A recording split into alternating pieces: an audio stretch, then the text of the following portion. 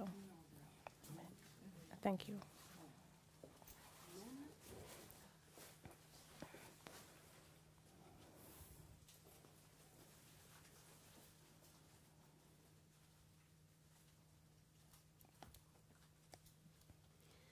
Good evening, everyone, Goedenavond iedereen.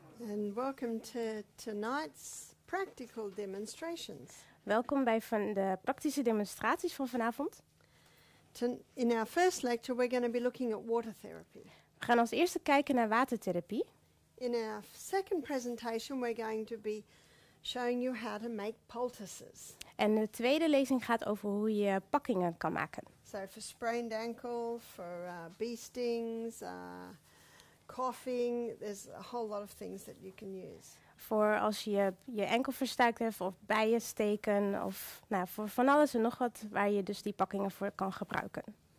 It's a bit difficult to demonstrate watertherapy. Het is een beetje lastig om de watertherapie te laten zien, te demonstreren. But what I want to do tonight is show you why watertherapy works. Wat ik vanavond wil doen is jullie laten zien waarom het werkt.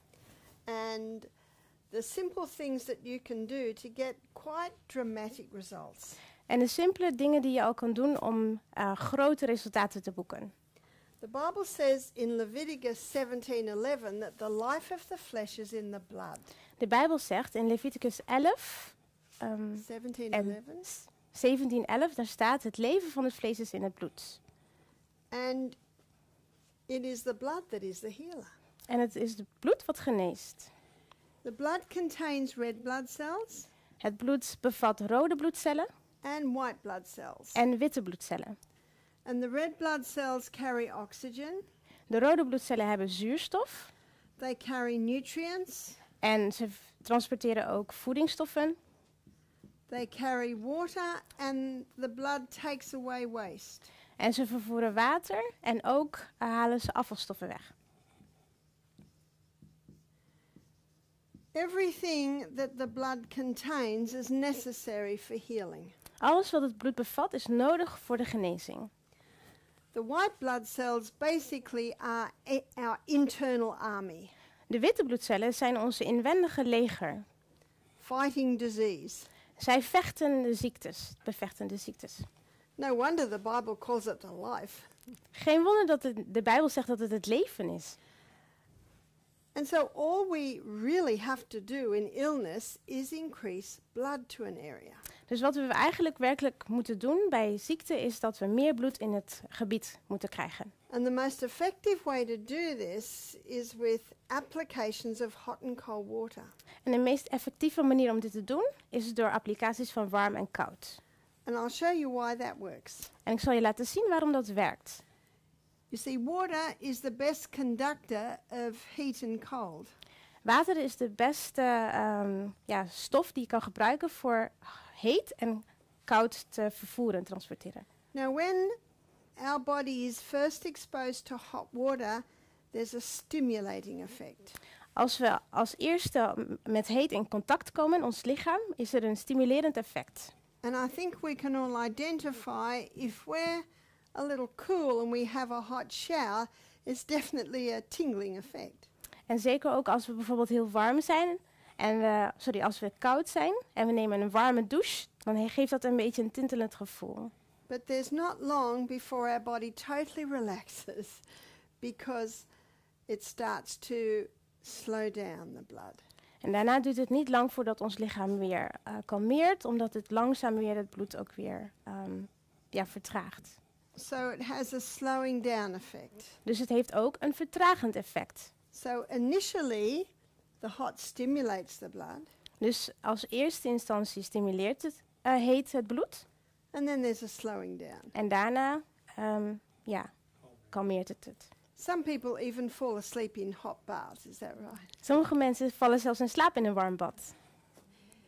It takes 3 minutes to get from stimulation to slowing down. Het duurt 3 minuten om van een stimulerend effect naar een kalmerend effect te gaan. When cold water first touches the human body, there's a stimulation. Ook als de koud water het lichaam aanraakt, is er ook eerst een stimulerend effect. Now, the reason why there is a stimulation when cold water comes into contact with the body is that we are warm-blooded creatures. En waarom dat zo is omdat wij warmbloedige wezens zijn. And when cold water comes into contact with the body, there's a reaction. En als koud met ons lichaam in contact komt, is er als eerste een reactie. Now, for those who finish their hot showers with cold water, it's not uncommon that you go Voor degene die hun warme douche met koud beëindigt, is het niet raar om zo'n effect te krijgen als de koud op het lichaam komt. But if the cold water stays in contact with the body, then there's a slowing down. Maar als dat koude water in contact blijft met het lichaam, dan heb je ook weer een vertragend effect. The big difference is the time it takes to get from stimulation to slowing down. Het verschil tussen de twee is de tijd die het neemt. So it only takes 30 seconds once the cold water comes in contact with the body before there's a slowing down. Dus het duurt voor koud, maar 30 seconden voordat het dus een kalmerend effect heeft. So when using alternating hot and colds, we target the stimulating effect. Dus als wij het koud en het warm willen afwisselen in de therapie, dan gebruiken we dus de stimulerende effecten.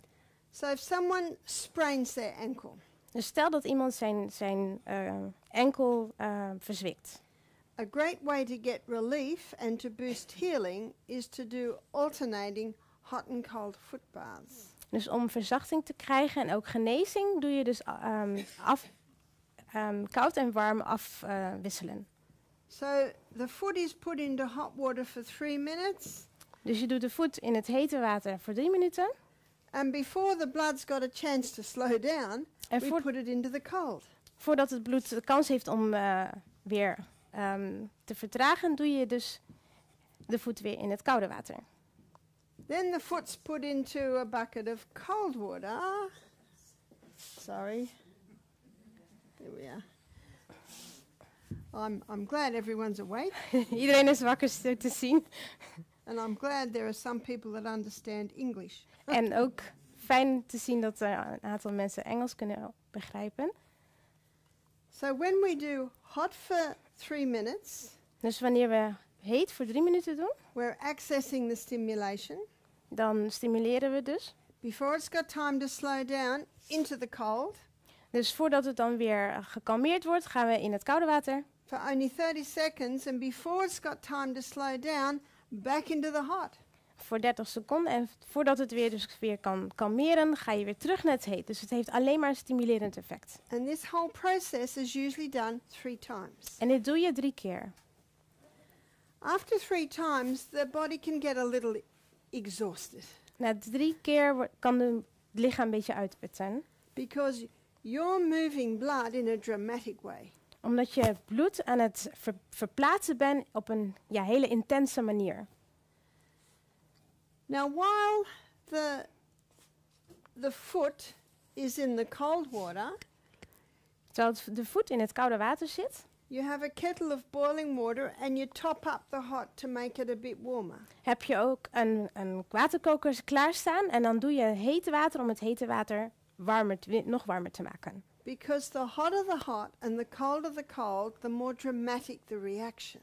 Ja, dus hoe heter het warme water is en hoe kouder het koude water is, hoe groter de reactie dus is. But don't force someone's foot into hot water if they're not comfortable with it.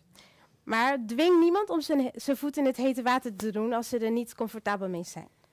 In fact, often we make the first hot just a little hotter than warm. Meestal doen we het eerste keer voor het hete water net een klein beetje iets warmer dan heet. Because after they've been in the cold, they can handle it a little hotter. Want nadat ze in het koud zijn geweest, kunnen ze dus het heet veel beter aan. And if we're doing it on a foot, I always put their foot in my hand. So my hand is feeling the water and I dip it in and I watch their face. Is this okay? Is this okay?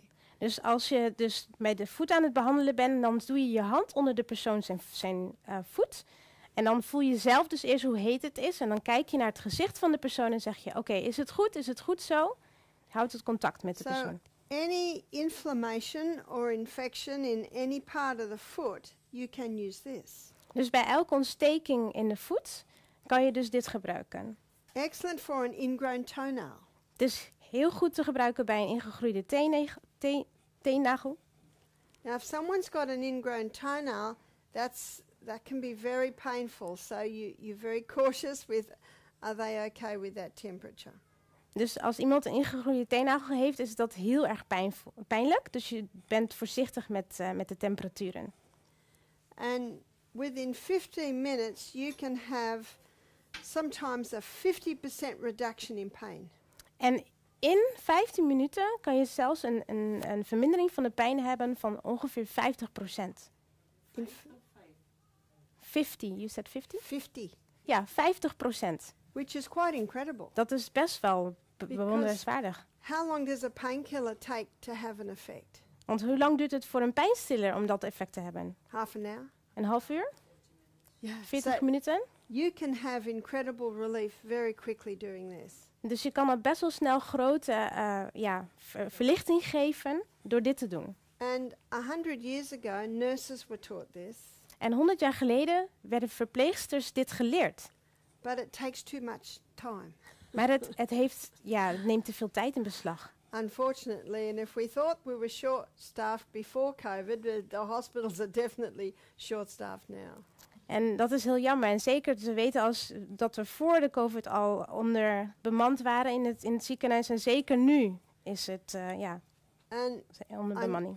in Australia, there were several doctors that got me to go to their town and give these meetings. En in Australië waren er verschillende doktoren die wilden dat ik naar hun stad kwam en deze dingen vertelde. Because if everyone knew these simple remedies, it would cut down visits to emergency. Want als iedereen deze makkelijke middelen kent, dan heb je veel minder mensen die naar de eerste hulp zouden gaan. I first learnt them when I lived in a rainforest an hour from the town. Ik heb dit geleerd toen ik in een regenwoud woonde, een uur van de stad verwijderd. But I have to tell you that we always got responses, so we actually didn't need to go to emergency. Maar we hadden altijd goede resultaten, dus we hoefden eigenlijk nooit naar de eerste hulp te gaan. Now, if a parent's concerned, it's a good idea to have it checked out. But doing this first of all can bring relief, as you see, in less than 15 minutes. Dus als je als ouder wel toch wel problemen ziet of denkt te zien, dan is het goed natuurlijk om het te laten bekijken. Maar als je dit doet, zie je dus dat er al na 15 minuten al verlichting gebracht kan worden. Now, a word of caution with this treatment. Een paar, hoe zeg je dat? Waarschuwingen met deze behandeling. If someone has no feeling in their feet, you cannot put their feet in hot water. Als iemand geen gevoel in zijn voeten heeft, kan je de voeten niet in heet water doen. And if someone has very cold feet, you cannot put their feet into hot water. En als iemand hele koude voeten hebt, kan je ook niet de voeten in koud water doen. En heet water doen. So that's where to be cautious with that. Daar moet je dus voorzichtig mee zijn. Now this can be used with hands. Dit kan je op de handen doen, op de handen doen. Our exercise coordinator at Misty Mountain hurt his knee. Onze bewegingscoördinator die had zijn knie bezeerd op Misty Mountain. And he would have 2 tubs on the floor, get on his hands and knees and dip his knee. En hij had 2 bakken op de vloer en dan ging hij op zijn handen en zijn knieën en dan deed hij zijn knie in het koud en in het warm. And it brought him incredible relief when his knee was paining him. En dat gaf hem heel veel verlichting toen zijn knie zo pijnlijk was. I was in New Zealand a few years ago. Een paar jaar geleden was ik in Nieuw-Zeeland. And a lady came to me with her 7-year-old son, whose finger was twice the size. En er kwam een vrouw met haar zoon en de vinger van de zoon was 2 keer de normale grootte. It was red with a white pus top. Het was helemaal rood en er zat een witte grote pusvlek op. And I said, "What happened to the finger?" En ik vroeg, wat is er met de vinger gebeurd? Because you always investigate. Want je why. gaat altijd na waarom. Wat is er aan de hand? She said that the doctor said it was cellulitis. De dokter zei dat het celluliet is. And Een ontsteking van de cellen. that's inflammation of the cell. Ja, dus een ontsteking van de cellen. Well, we could see that, couldn't we? Nou, dat kunnen we zeker zien. But why was it like that? Maar waarom was het zo? And she said that he had a blister. The blister broke and he was playing with his little cars in the dirt. Hij had dus een blaar op zijn vinger en de blaar ging kapot en hij was met zijn autootjes in het modder aan het spelen. Because the skin is like a suit of armor. Want dus de huid is net als een pantser. And when the skin is scraped off and the flesh is exposed, En als er een stuk huid weg is en je dus het vlees daaronder ziet, and if dirt gets in there, we know what's going to happen. en als daar afval in komt, dan weten we dus wat er gebeurt. The body sends basically a whole team there to try and heal or fix that up. Dan probeert het lichaam dus een heel team in te schakelen om daar te gaan, om daar, om het daar op te knappen, zeg maar. So I said to her, what have you been doing for it? En toen vroeg Barbara aan haar van wat heb je al gedaan? She said he's on his second course of antibiotics. Hij heeft al 2 antibiotica-kuren gehad. He's having painkiller medication and he's on sleeping tablets to sleep at night. Hij heeft pijnstillingsmedicatie en hij heeft ook slaaptabletten om te kunnen slapen 's nachts. And he's 7. En hij is 7 jaar oud. I said, can I try something? En toen vroeg ze, kan ik iets proberen? So I got 2 cups. 2 bekers gepakt. I made one hot and one cold. 1 warm gemaakt, 1 koud gemaakt. The first one I didn't make very hot because I knew that may be painful for his finger. De eerste was niet heel erg heet, omdat het waarschijnlijk pijnlijk zou zijn voor de vinger. I got him to put his good finger in to be happy with that and then try the sore finger. Dus deed eerst zijn goede vinger, dus die niet bezeerd was erin, om aan te voelen of het goed was ook voor zijn zere vinger. So we had to cool it a little before he was happy with it. Het moest een klein beetje kouder maken voordat hij er tevreden mee was. But I knew that after the cold he could bear it a little hotter. Maar ik wist dat nadat hij daarna de koud had gehad, dat hij er beter tegen bestand zou zijn. 3 minutes in the hot, then 30 seconds in the cold. Dus we deden de eerste 3 minuten in het warm en daarna 30 seconden in het koude. He saw me put a little boiling water into the hot and I said, you feel it with your good finger. En toen zag hij dat ik wat heet water in het hete deed. En toen zei ik tegen hem, voel maar eerst met je goede vinger. And then he put his sore finger in and he could bear it. En daarna deed hij zijn zere vinger in en hij kon het goed handelen. Hij kon het goed aan. We did 3 hots and 3 colds. We deden 3 keer warm en 3 keer koud. So what's that finger getting? Wat krijgt die vinger nu?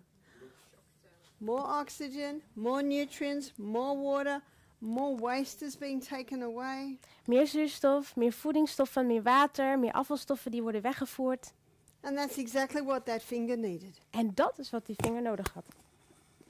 By the end of the treatment, say 15 minutes, this little boy is smiling.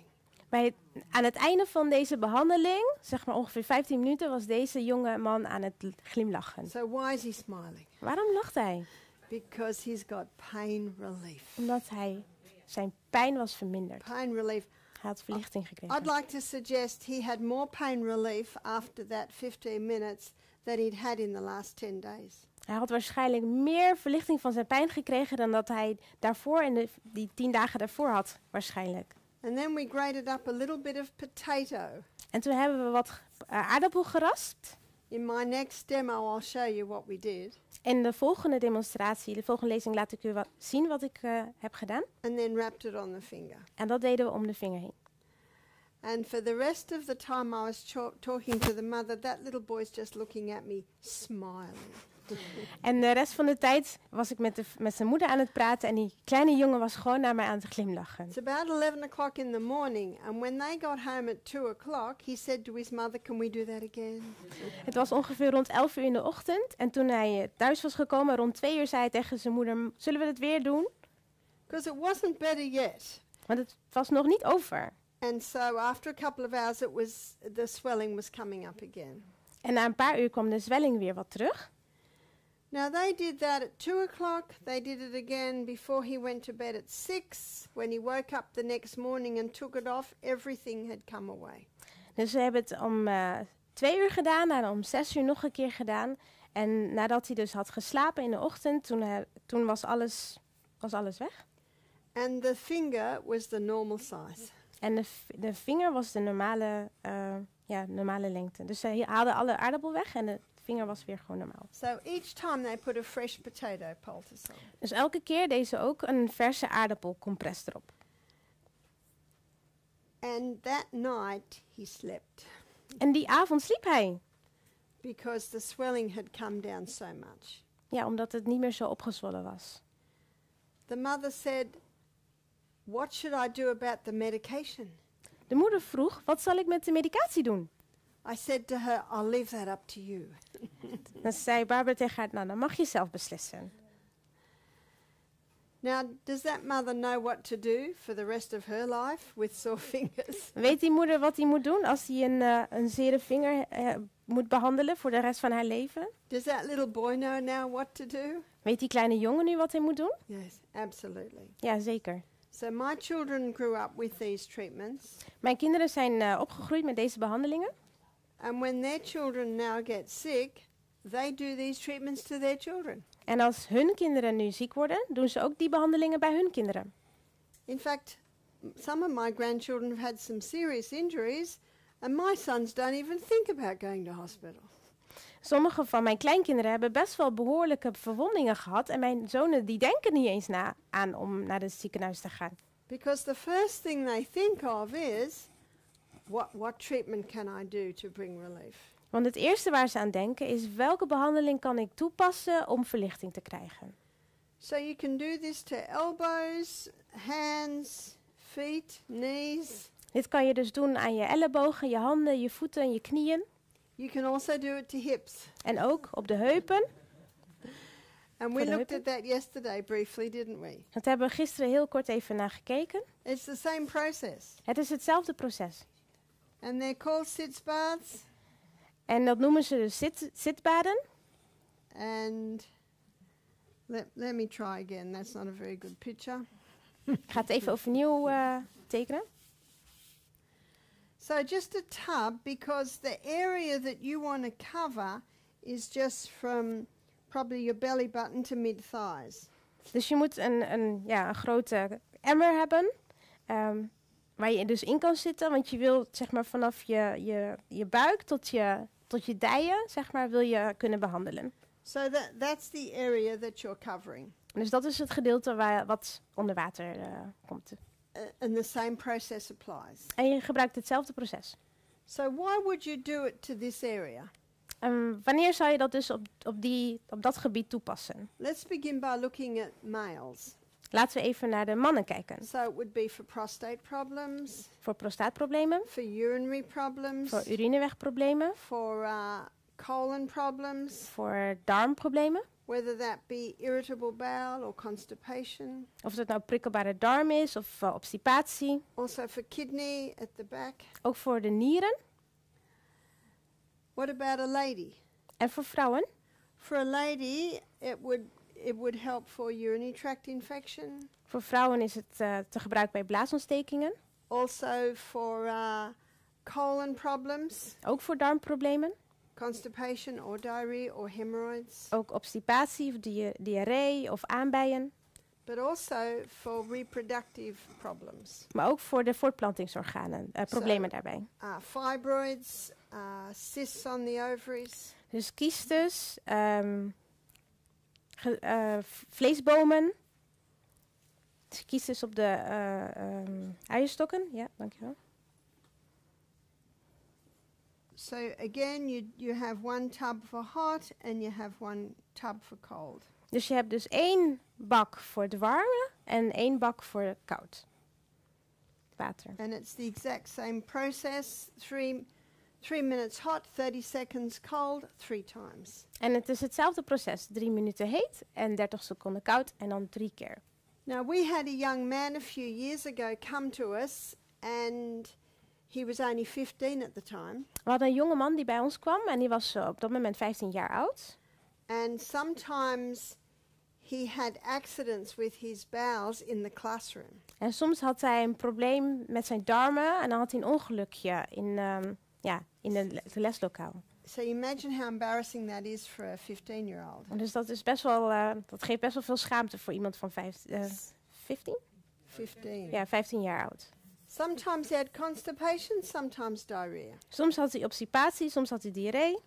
If he had diarrhea, he didn't have accident. If he had constipation, he didn't have accidents. Als hij dus obstipatie had, dan had hij dus geen ongelukjes. But if he had diarrhea, he often would have an accident. Maar als hij diarree had, had hij dus wel vaak ongelukjes. He'd already had one operation on his anus to try and fix that. Hij had al een operatie gehad aan zijn anus om dat te proberen te verhelpen. It hadn't helped and they didn't want to do any more, as you can imagine. Het had niet geholpen en ze wilden ook niet nog een keer een operatie doen. And so he came to our retreat. Dus toen kwam hij bij ons op ons centrum. So there's two problems there. One is there's something wrong with his colon. Dus er zijn twee problemen. Er is iets mis met zijn darmen And there's definitely a problem with his anal sphincter. en ook met zijn anale sluitspier is er ook een probleem. So we gave him herbs to help with the colon. Dus we gaven hem kruiden die konden helpen met de darmen. And we gave him sitz baths like this every morning, every afternoon. En we gaven hem zitbaden, net zoals dat hier beschreven, hebben we opgeschreven elke ochtend en elke namiddag. We had no problems at the retreat. Er waren geen problemen bij ons centrum. Before he went home, I suggested he do this once a day for 30 days. En voordat hij naar huis ging, vertelde ik hem, doe dit voor 30 dagen, 1 keer per dag. Why only once a day? Waarom alleen maar 1 keer per dag? He's 15, he's going to school. Hij is 15 jaar, hij moet naar school. It's important to make a program that is reachable.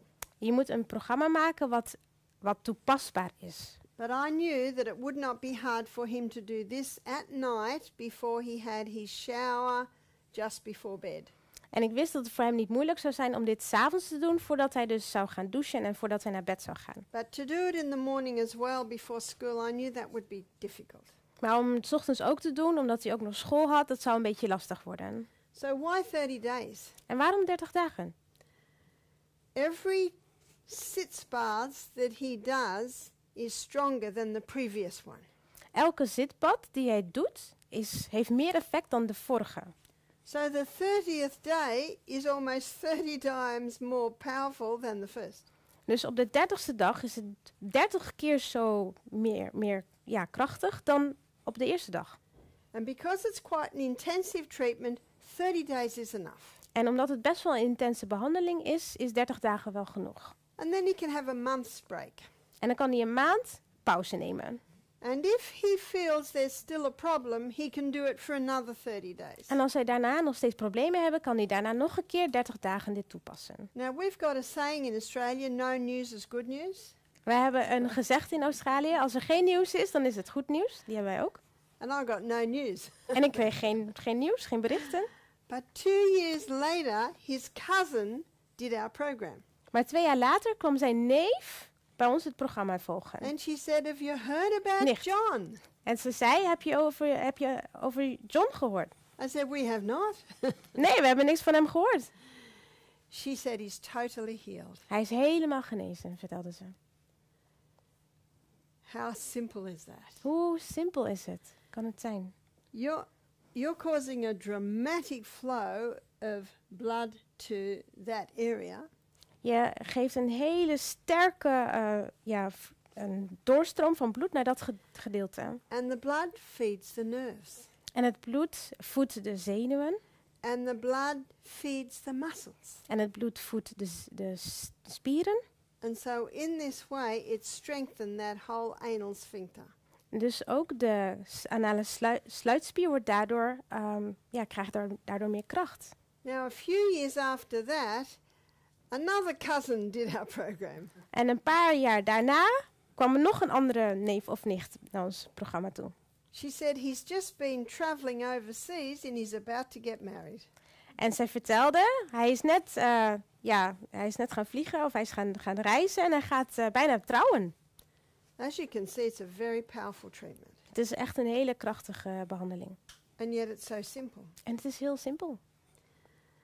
It was a few years ago that I got plantar fasciitis. Een paar jaar geleden kreeg ik hielspoor. Now, in case you don't know what plantar fasciitis is, Als je niet weet wat het is, you've got a plantar fascia tendon at the bottom of your foot and it gets inflamed. ja, je hebt dus een pees onder je voet en die kan dus ontstoken raken. I was probably running up hills too fast or something. Waarschijnlijk ging ik iets te snel de bergen op, rende ik iets te snel de bergen op. And I didn't know what was wrong with this foot. En ik wist niet wat er nou aan de hand was met die voet. And so I went to the doctor Dus and ik ging- I said, can you tell me what's wrong with that foot? Dus ik ging naar de dokter en ik vroeg, kan je me vertellen wat er nou aan de hand is met die voet? He had a look, he assessed it, he said, you've got plantar fasciitis. Hij keek en hij ging het bekijken, nachecken en hij zegt, ja, jij hebt hielspoor. This was about 12 years ago. Dit is 12 jaar geleden. And I said, what's that? En ik vroeg hem, wat is dat? He said, that will take 10 months to heal. Hij zei, dat duurt 10 maanden om te genezen. So I went home and did hot and colds every morning and every afternoon. Dus ik ging naar huis en ik deed elke ochtend warm en koud en ook elke middag. namiddag. After lecturing for 2 hours, I could hardly stand on the foot. It was so painful. Na twee uur een lezing te doen, kon ik bijna niet op mijn voeten staan. Zo pijnlijk was het. I would go home and I would do the hot and colds and my pain was down by 80%. En dan ging ik naar huis en dan deed ik warm en koud behandeling. En dan werd mijn pijn verlicht met 80%. You see, it not only boosts healing by bringing this to the area, but it brings relief. Het geeft niet alleen genezing, doordat het al deze dingen naar de plek brengt, maar het geeft ook verlichting. Sometimes I would do it once a day if I was stretched for time, Soms deed ik het 1 keer per dag als ik niet genoeg tijd had, but I did it every day. maar ik deed het wel elke dag. And if I was traveling giving meetings, I'd always have 2 buckets in my car.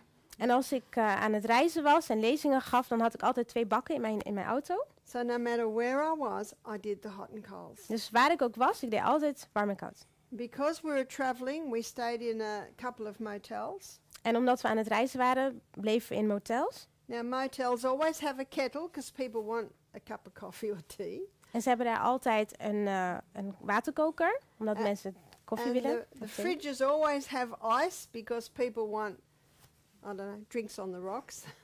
En ze hebben ook altijd een koelkast en ijs, omdat vaak mensen ook sterke drank willen. And I knew how important it was for me to be consistent with this.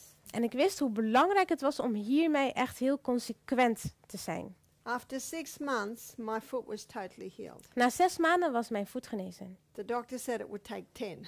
En de dokter had gezegd dat het 10 maanden zou duren. Well, he's not taught this. Maar hij heeft dit niet geleerd. Mind you, he used to be, but not anymore. Vroeger was dat wel zo, maar nu niet meer. And so we had a guest do our program who was limping.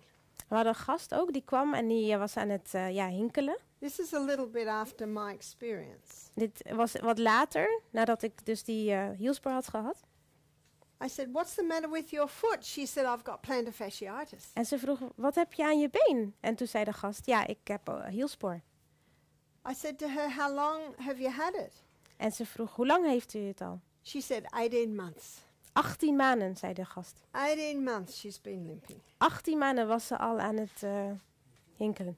And she couldn't exercise, she'd put on weight. Ze kon niet sporten, ze werd alleen maar zwaarder. So we did hot and colds every morning and every night on the foot. Dus we deden warm en koud elke ochtend en elke avond op de voet. And of course, once we taught her how to do it, she did it herself. En nadat we het haar hadden geleerd, deed ze het natuurlijk ook zelf. So when she goes home, she knows what to do. Dus als ze dan naar huis zou gaan, dan zou ze weten wat ze moet doen. Within 3 days, she was walking. Na 3 dagen liep ze gewoon. So 18 months she's been limping. En 18 maanden lang was ze al aan het hinken. Now she's not better, but she's getting there. Ze is nog niet beter, maar ze komt er. Ze is onderweg. Such a simple treatment. Het is heel makkelijk om dit te doen. All it takes is a little bit of time. Het neemt alleen een beetje tijd in beslag. But it's well worth the effort. Maar het is zeker de moeite waard. Now there's another treatment that you can do for a headache. En er is ook een behandeling die je kan doen voor hoofdpijn. And we have many guests suffering from headaches in the first 24 hours. En we hebben heel veel gasten die last hebben van hoofdpijn in de eerste 24 uur. They're called caffeine withdrawal headaches. En dat noemen we cafeïne-ontwenningshoofdpijnen. Because in Australia, a lot of people drink coffee. Want in Australië drinken heel veel mensen koffie. And I think I'm right about Europe as well. Is that En right? in Europa ook. Ja of nee? And so what we do in that first 24 hours, we give hot foot baths. Dus in de eerste 24 uur geven we de mensen hete voetbaden. Now this is not alternating. Dus dat is niet met verschil warm en koud This is a straight wisselen. hot foot bath. Dit is alleen maar heet. And it's usually for 20 minutes. En dat duurt ongeveer 20 minuten. Een heet voetbad. Because often with a headache, the blood tends to congest in the head. Want vaak bij een hoofdpijn dan zie je een ophoping van bloed in het hoofd. And when you put the feet in hot water, it pulls the extra blood down to the feet. En als je de voeten in heet water doet, dan trekt het bloed weg naar de voeten toe. And that can often take the edge off a headache. En dat helpt om die hoofdpijn te verzachten. And if the person likes it, you can put cold on the head. En als de persoon het fijn vindt, dan kun je iets kouds op het hoofd zetten. And we'll often get the staff to massage the shoulders. En dan doen de stafleden ook massage op de schouders. In fact, one lady we were helping with all of these things. En er was een vrouw die we aan het helpen waren met al deze dingen wat ik net verteld heb. Another guest walked up and said, I think I'll get a headache. Sorry. Toen kwam een andere gast en die zei, oh, ik wil ook wel een hoofdpijn. And probably just the touch and the care certainly helps a little bit too.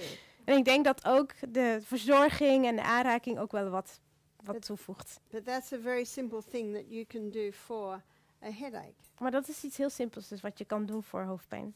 So the hot foot bath can be used for a headache, but it can also be used for a fever. Dus het hete voetbad kan je dus gebruiken voor hoofdpijn, maar je kan je ook gebruiken voor koorts. And often when a person has a fever, you feel their feet and they're cold. En vaak als een persoon koorts heeft, dan als je aan de voeten voelt, dan zijn die meestal koud. Even though they've got a fever. Ook al hebben ze koorts. And remember, you can't put those cold feet into hot water. En denk eraan, je kan die koude voeten niet in heet water zetten. So you start with warm water. Dus je start met warm water. And you can feel it with your hand, you can feel those feet. And as they start to warm up, you can heat the water up a bit more. En je voelt met je handen aan de voeten. En zodra de voeten op beginnen te warmen, kan je dus meer heet water toevoegen. But I want to explain what a fever is. Ik wil jullie uitleggen wat koorts is.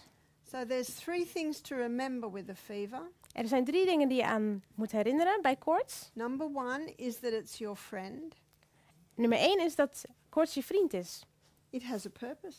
Het heeft een doel. Het is daar niet voor niks. And if you keep taking a drug to get rid of the fever's going to keep coming back. En als je iets inneemt, medicatie, om tegen de koorts te verlagen, dan komt de koorts elke keer weer terug. So how is it your friend? Maar hoezo is het je vriend dan?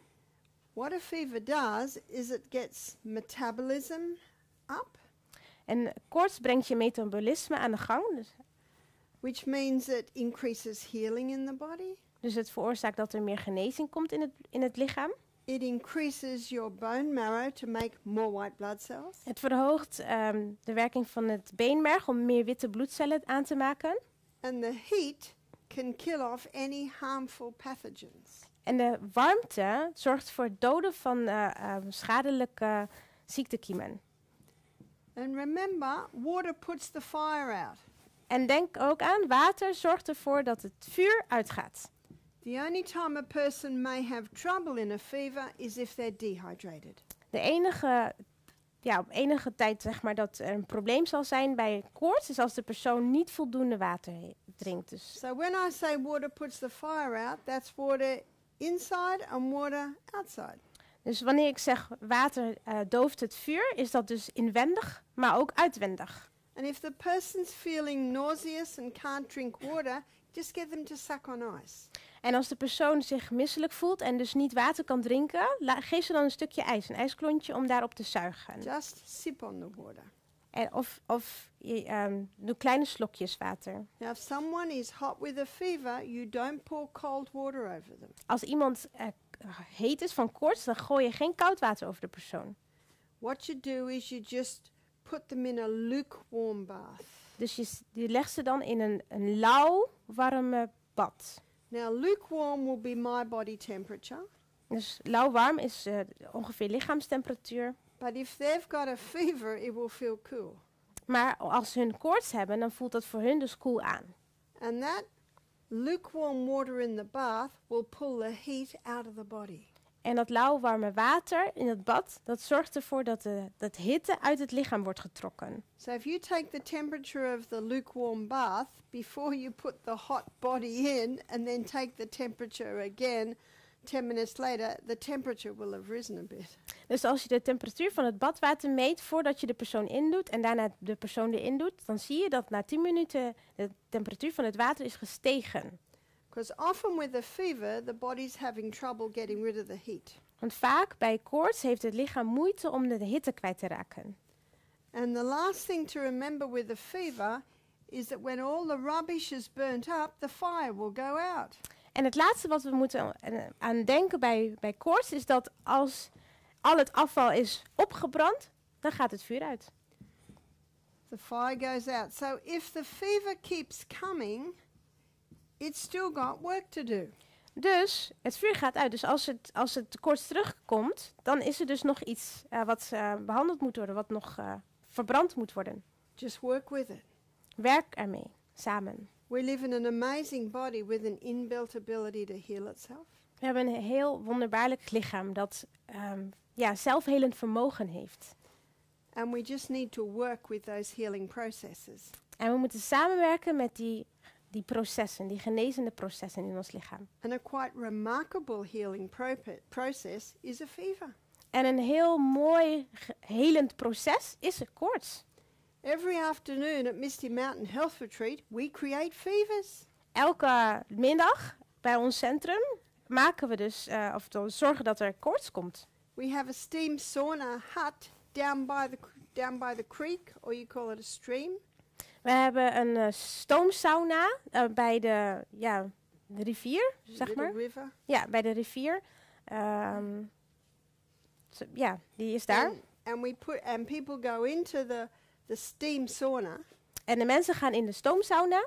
And they get very, very hot. Yes, we create a fever. En dan worden ze heel, heel heet. Dus ja, dan heb je dus een soort koorts in het lichaam. And they run out of the little hut and dive into the cool water. En dan rennen ze uit die stoomsauna, uit het hete, en dan duiken ze in het koude water, in het beekje. And then they go back in the steam. They do it 3 times. En dan gaan ze weer terug in de stoom en dan weer in het water. Dat doen ze dus 3 keer. You always begin with hot and finish with the cool. En je begint altijd met warm en je eindigt altijd met koud. Because what cold water does at the end is it equalizes the circulation and prevents chilling. Want koud aan het einde zorgt ervoor dat de circulatie weer op evenwicht komt, op peil komt. En het zorgt ervoor dat je niet kou kan vatten.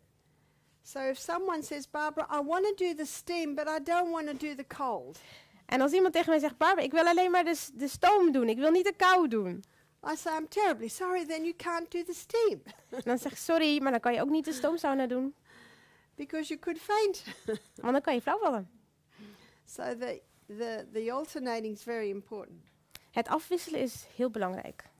So remember that with a fever, it's your friend. Denk eraan, koorts is je vriend. I never take the temperature when someone has a fever. Ik kijk nooit naar de temperatuur als iemand een koorts heeft. I just feel up here, and if they're feeling a little too hot and they're looking uncomfortable, then we might do something like put them in a lukewarm bath. Ik voel altijd even hier en als de persoon een beetje oncomfortabel eruit ziet, dan zetten we ze in een lauwwarm bad. Because we want the fever to do its work. Want we willen juist dat die koorts zijn werk kan doen. But you can bring it down a little bit so the person's a little bit more comfortable. Maar je kan het wel een beetje verlagen, zodat de persoon zich iets meer comfortabel voelt. A man emailed me recently and said, my mother-in-law, she keeps getting a fever. Een man die heeft mij een e-mail geschreven en die zegt, mijn schoonmoeder krijgt steeds koorts. And after the fever, she's so tired. En na de koorts, dan is ze zo moe. I said, you will be. En dan zegt hij, ja, dat zal je zeker zijn. He said she keeps taking the drug, but it keeps coming back. En hij zegt, ze neemt steeds de medicatie, maar de koorts komt steeds terug. I said, she's got to let it run its course. Hij zegt, je moet het gewoon zijn gang laten gaan. She will be tired. Just lay around for a few days. Ze zal zeker moe zijn. Laat haar maar gewoon even liggen voor een paar dagen. Just let the body do its work. Laat het lichaam het werk doen. So the fever is vital. Dus koorts is van vitaal belang. And often a hot foot bath can just bring it down a little. En een heet voetbad kan ervoor zorgen dat het wat verlicht wordt, dat het wat verlaagt. Laying in a lukewarm bath can just bring it down a little. Een lauw warm bad kan het ook een beetje verlagen. Or a very old-fashioned treatment is to wrap the person in a cold, wet sheet, then a blanket. En wat je ook kan doen, wat een beetje ouderwetse is door een koude, natte laken in te wikkelen, met een koude nat laken en met een warme deken. It must be a woolen blanket. En er moet wel een wollen deken zijn. They won't like having the cold, wet sheet on them, but as soon as the woolen blanket goes on them, the sheet starts to warm up. Ze zullen er niet van houden om die natte laken op zich te hebben, maar zodra je dus de deken om hen heen doet, dan begint het op te warmen, die natte laken. When you unwrap them 10, 15 minutes later, that sheet is hot. En als je ze dan als je alles er weer uitpakt, na 20 minuten, dan is die laken heet. That water in the wet sheet has drawn the heat out of the body. Het water in die natte laken heeft ervoor gezorgd dat de hitte uit het lichaam werd getrokken. And you'll find the temperature has come down a little bit. En je merkt ook dat de temperatuur van de persoon dus naar beneden is gezakt. So, love your fever. Hou van je koorts.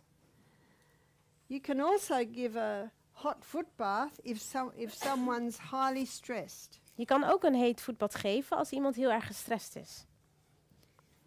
If someone's very stressed, you put their feet in hot water and it just relaxes them.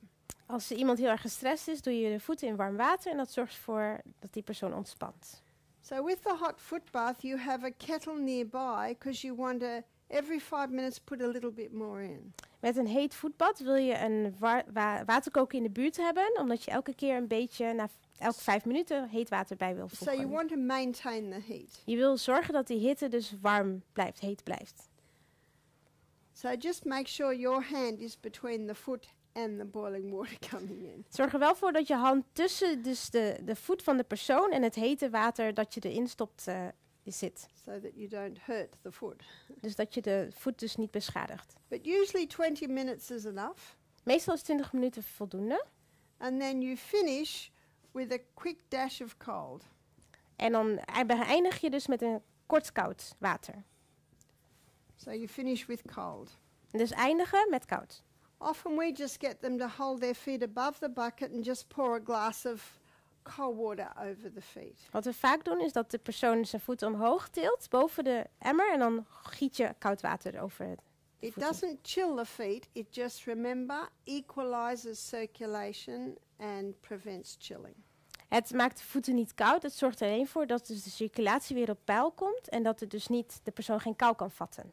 In fact, one of the best protection against winter colds and flus. Een van de beste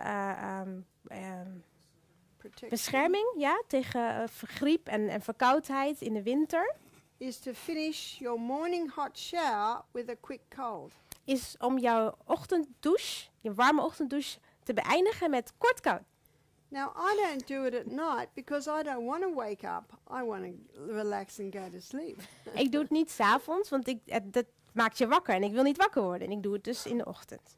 But if I have a shower in the morning, I always finish it with cold. Als ik 's ochtends dus warm douche, dan eindig ik altijd met koud. I've got some good news. You'll get used to it. Je raakt eraan gewend. Dat is goed nieuws. Je raakt eraan gewend. And this is the best time to get used to it before winter comes. En dit is de beste tijd om eraan te wennen, voordat de winter komt. Dus nu. Because by the time winter comes, you'll be able to bear it a little colder. Want op het moment dat de winter komt, dan kan je dus wat kouder, wat beter aan. And you do get used to it. En je went er echt aan. If you find it difficult, start with 10 seconds. Als je het moeilijk vindt, begin dan 10 seconden. I'm being very kind. Ik ben heel erg lief voor jullie. And build up to your 30 seconds. En dan bouw op tot 30 seconden. And if the neighbours say to you, what's that screaming we hear every morning? En als de buren zeggen, waarom horen we elke ochtend geschreeuw? Say, oh, just my cold shower. Oh, dat was gewoon even mijn koude douche. So it's just brief. Kort. Denk eraan But kort. when you've finished, that's when you feel good. En nadat je dus klaar bent, dan voel je Ja. je goed. You feel very good. Ja, voelt heel No goed. wonder we don't like it. We're warm-blooded creatures. Het is niet raar dat we het niet fijn vinden. We zijn warmbloedig. But it's one of the best tonics that you can give to the body. Het is een van de beste tonics die je aan je lichaam kan geven. Oppeppers.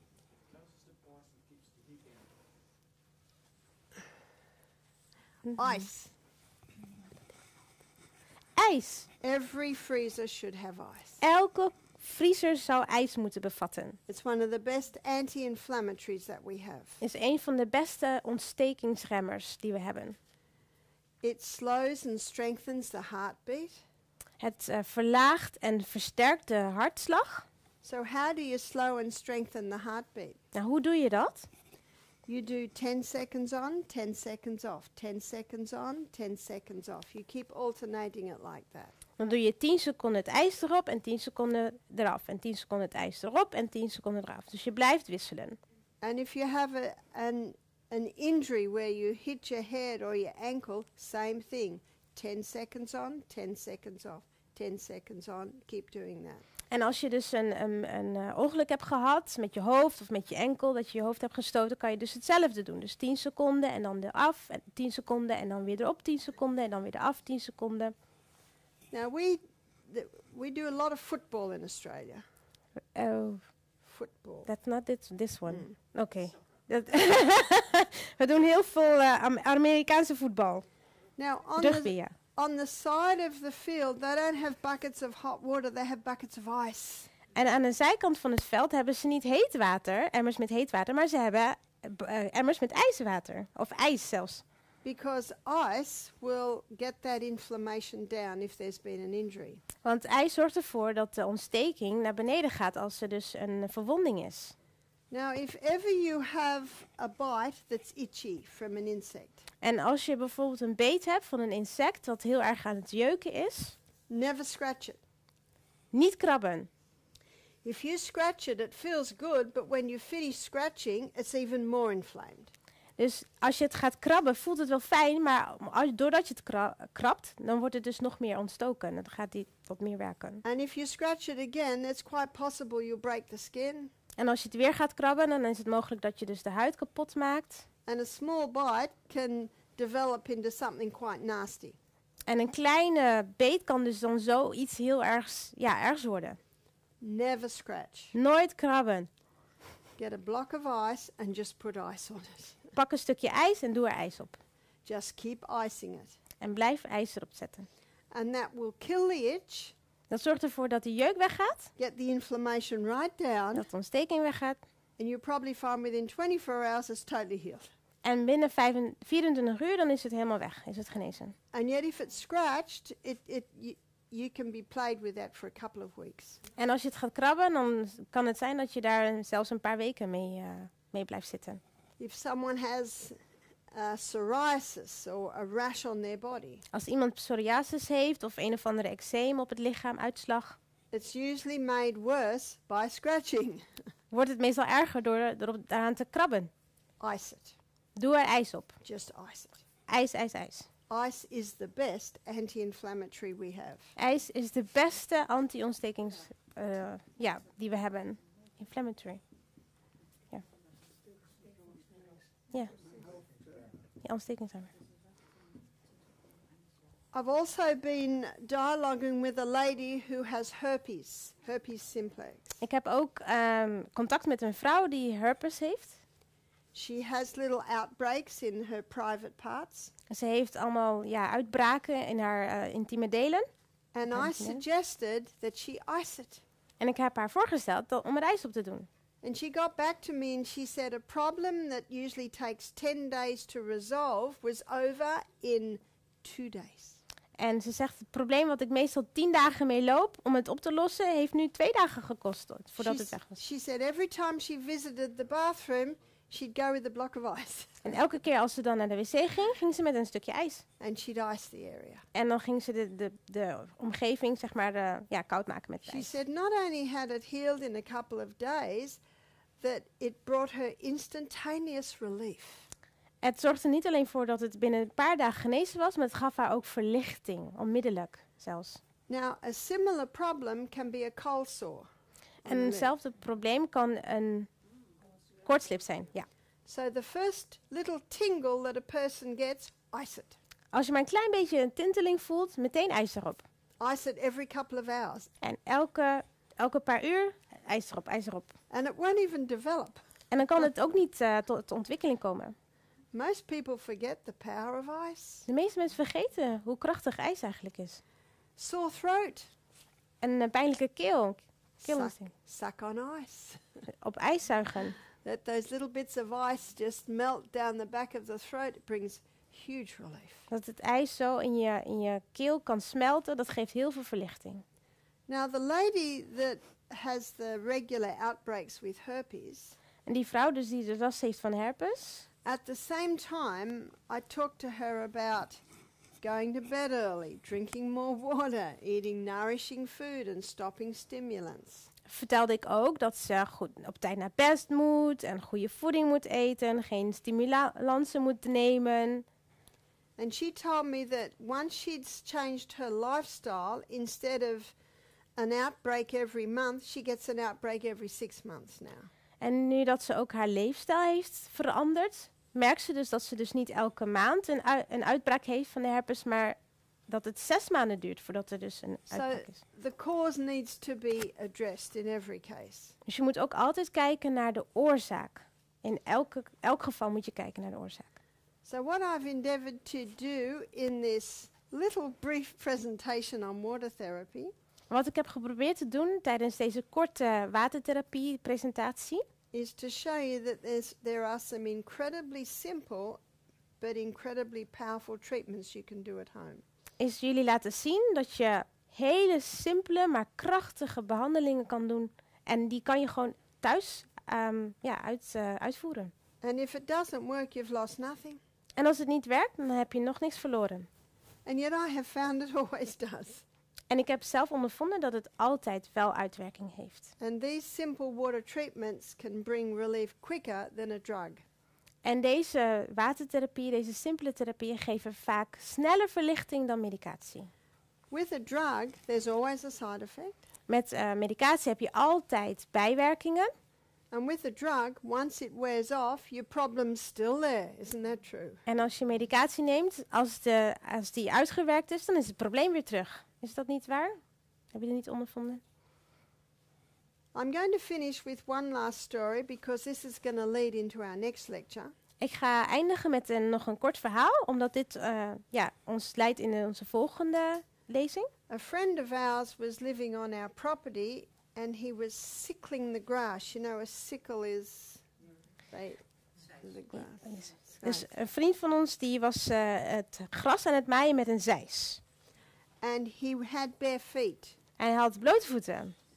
And it went into his heel. En die zeis ging in zijn hiel. I heard the story, but I hadn't seen him for a few days. Ik had het gehoord, maar ik had hem een paar dagen, zag ik hem niet.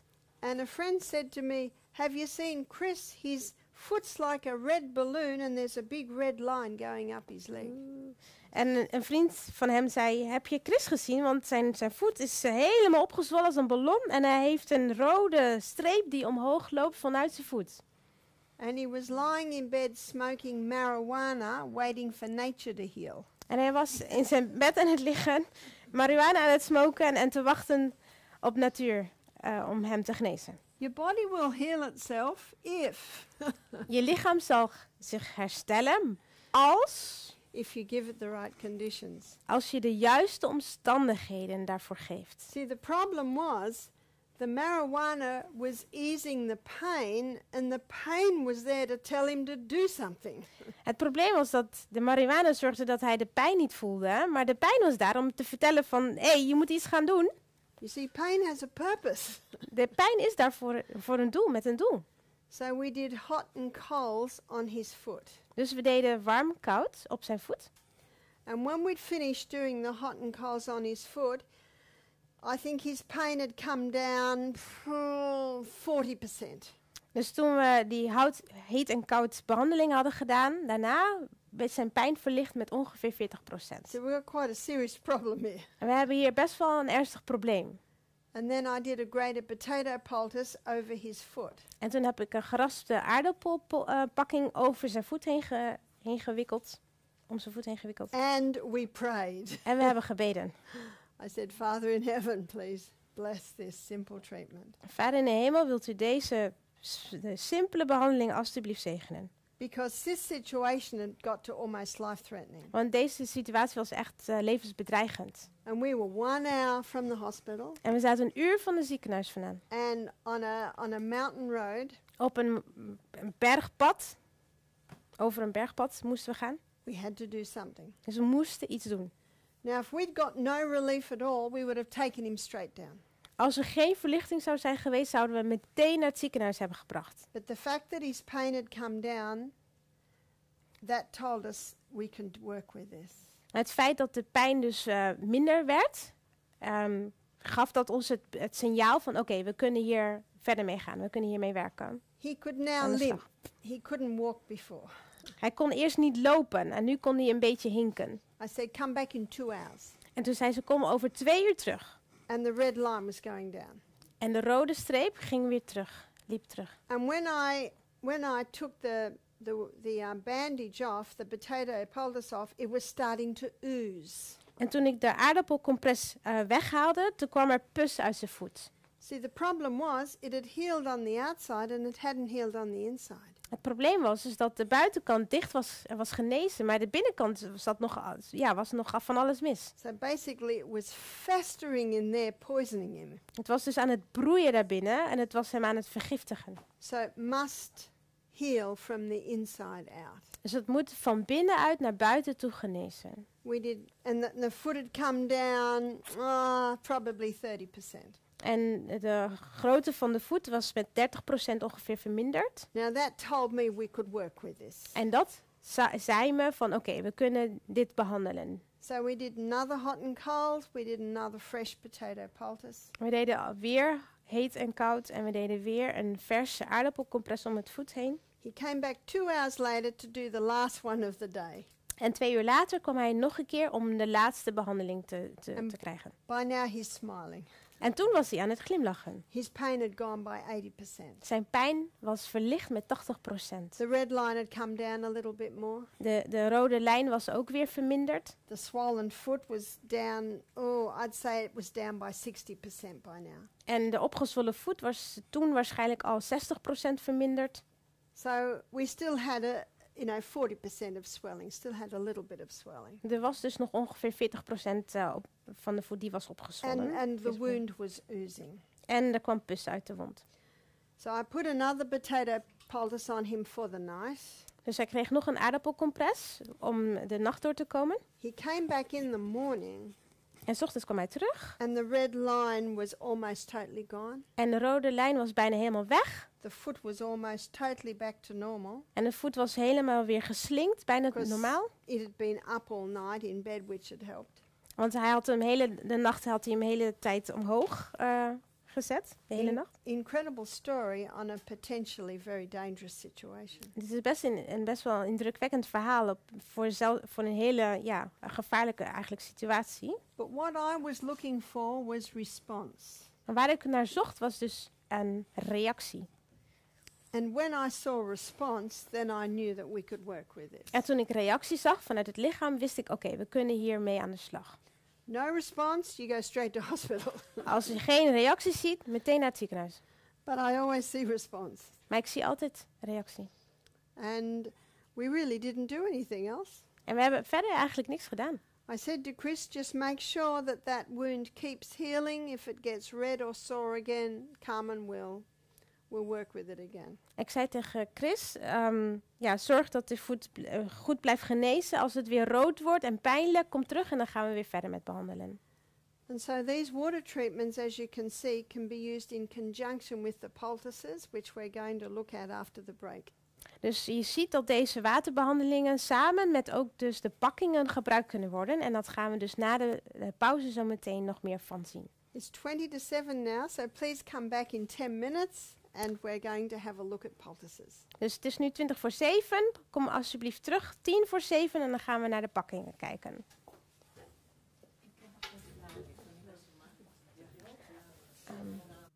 There are some questions.